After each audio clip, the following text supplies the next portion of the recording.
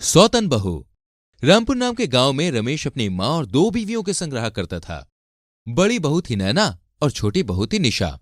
रमेश की माँ को छोटी बहू एक आंख नहीं भाती थी। छोटी बहू, अरे ओ महारानी, सुबह कब की हो गई? मेरी चाय कहाँ है? महारानी नैना, तू क्यों उठ गई बेटा? तू जाकर आराम कर। देख तो जरा इसके नखरे, अभी तक इसने चाय नहीं बनाई है। हाँ माँ जी, आजकल निशा कुछ ज्यादा ही नखरे करने लगी है। ये लीजिए माँ जी आपकी चाय। माफ कीजिएगा, आज दूध वाला नहीं आया तो खुद जाके दूध लाने की वजह से थोड़ी देर हो गई। बहाने मत बना महारानी। चल बड़ी बहू, हम आराम करते हैं। दिन प्रतिदिन सास के ताने अब बढ़ते ही जा रहे थे। ज्यादा दहेज न लाने की वजह से छोटी बहू को यह सब सुनना पड़ रहा था। सुन बहू, कल बड़ी बहू की शादी की सालगिरह है। मैंने 500 लोगों को बुलाया है। अब इतने पैसे तो तू लेके आई नहीं है कि मैं बाहर से खाना मंगवा सकूं। माँ जी, अब मैं क्या कर सकती हूँ इसमें? मेरे पिताजी एक अध्यापक थे। जितनी भी जमीन थी सब उन्होंने आपके नाम कर दी। अब हमारे पास कुछ भी नहीं बचा है। हाँ हाँ, मुझे ये सब बहाने मत दे। अब सारे मेहमानों को खाना तू ही अकेले बनाएगी और किसी की मदद लेने की सोचना भी मत। ठीक है माँ जी, जैसा आप बोले। मेरी नाक नहीं कटनी चाहिए। अगर तूने कोई काम सही नहीं किया तो तुझे तेरे पिताजी के घर छोड़ के आ जाऊंगी। तभी वहां पे बड़ी बहू आ जाती है और कहती है, माँ जी, ये निशा तो कामचोर है, ये सब बर्बाद कर देगी। हाँ बेटा, मैंने इसलिए इसको बता दिया है। अगर इसने खराब किया ना कुछ भी तो इसको घर से निकाल दूंगी।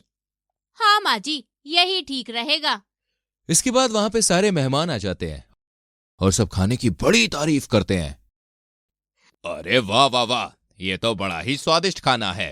अरे ये कहाँ से मंगवाया है आपने? अरे बस बस भाई साहब, मेरी बड़ी बहू ने ही बनाया है। वो ऐसी झूठी बातें मेहमानों से बोलती है और वहां से सबके चले जाने के बाद छोटी बहू जाके देखती है कि खाने में कुछ भी नहीं बचा। वो खाली पेट ही सो जाती है। उसी वक्त नैना छोटी बहू के कमरे में जाती है और उसके पानी के जग में नींद की दवा मिला देती है। निशा वो पानी पी के गहरी नींद में वापस हो जाती है। सो तू गरीब लड़की, मेरी सौतन, आज देख मैं तुझे कहीं का नहीं छोड़ूंगी। ऐसा कहकर वो निशा के सारे गहने उसकी अलमारी से निकाल लेती है और सब ले जाके बेच देती है। अगले दिन, हे भगवान, मेरे सारे गहने कहाँ चले गए? माँ जी, माँ जी। तभी उसकी सास वहां आ जाती है और निशा से बोलती है, अरे ओ महारानी, क्या हुआ? इतनी सुबह सुबह क्यों चिल्ला रही है? क्यों गला फाड़ रही है? माँ जी, ये सब क्या हो गया? मेरी माँ के दिए हुए सारे गहने कोई लेकर चला गया। हे भगवान, ये पक्का तूने ही किया होगा। मैं तेरे गहने ना मांग लूं, इसी डर से तूने सब चुरा के कहीं और रख दिए होंगे। नहीं माँ जी, मेरा विश्वास करिए, मैंने ऐसा कुछ नहीं किया। वो मेरी माँ के गहने थे। मैं भला ऐसा क्यों करूंगी? आप मुझे गलत समझ रही है माँ जी। तभी बड़ी बहू वहां पे मुस्कुराते हुए आ जाती है। क्या हुआ रे महारानी, क्यों चिल्ला रही है इतना? काम न करने के कौन से बहाने दे रही है आज तू? दीदी, मेरी माँ के दिए हुए गहने नहीं है यहाँ पर। कोई उन्हें लेकर चला गया। देख तो बड़ी बहू, ये कैसे नाटक कर रही है। खुद चोरी करके अब रोने का ड्रामा रच रही है। हाँ माँ जी, आपने सही कहा। ये निशा तो है ही ऐसी, आपसे पैसे लेने के लिए कुछ भी नाटक कर सकती है। यही सिखाया है इसके पिताजी ने। भगवान के लिए आप मेरे पिताजी को कुछ मत कहिए दीदी। इस सब में उनका क्या दोष है? मुझे मेरे गहने भी नहीं चाहिए। मैंने आपको रात में अपने कमरे में आते हुए देखा था। आप वो गहने रख लीजिए, बस मेरे पिताजी को कुछ मत कहिए। देख, तू मेरी बड़ी बहू पर इल्जाम मत लगा। मैं तुझे इसी वक्त घर से निकाल दूंगी।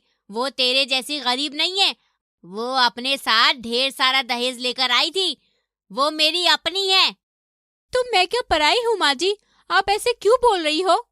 हाँ तो तू कम दहेज लेकर आई थी, इसलिए मुझे अपने बेटे रमेश की दूसरी शादी करनी पड़ी।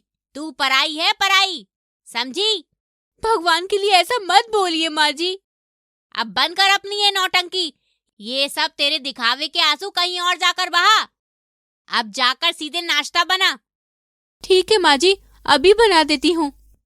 ऐसे ही करके कुछ दिन बीत जाते हैं। रमेश भी अपनी अमीर बीवी की हाँ में हाँ मिलाता है। कुछ दिनों के बाद बड़ी बहू को पता चलता है कि उसकी सासू माँ के पास बहुत सारे गहने हैं। रमेश, तुम्हारी माँ के पास इतने गहने हैं, उनका वो क्या करेंगी? मुझे क्यों नहीं दे देती? मुझे वो किसी भी तरह चाहिए। अरे नैना, माँ अपनी जान दे देंगी, लेकिन वो गहने किसी भी हालत में नहीं देंगी। तो फिर ठीक है, आज की रात मैं उनके खाने में जहर मिला देती हूँ, उनकी जान ही ले लेती हूँ। हाँ, ये ठीक है। निशा ये सब सुन लेती है और चुपचाप वहां से चली जाती है। रात में सब खाना बनाने के बाद नैना अपनी सास की प्लेट में जहर मिला देती है। लीजिए माँ जी, अब खाना खाइए। तू मेरा कितना ख्याल रखती है बेटा, बाकी तो कोई है ही नहीं मेरे ख्याल रखने के लिए। तभी निशा वहां पे आ जाती है। माँ जी, ये खाना फेंक दीजिए, इसमें दीदी ने जहर मिलाया है। निशा की बात सुनते ही माँ वो खाना फेंक देती है और उनकी आंखें भर आती हैं।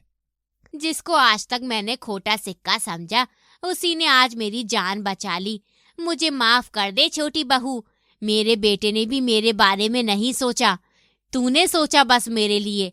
आज से मेरे सारे गहने तेरे हुए, और तुम रमेश और बड़ी बहू निकल जाओ यहाँ से। तो दोस्तों, देखा आपने, ज्यादा लालच की वजह से इंसान को सब कुछ खोना पड़ता है। ये कहानी अच्छी लगी हो तो लाइक करके शेयर जरूर करें और आने वाली वीडियोस को देखने के लिए चैनल को सब्सक्राइब करके बेल आइकन प्रेस कर दीजिए। मिलते हैं दोस्तों आपसे अगली कहानी में, तब तक के लिए बाय बाय, टेक केयर।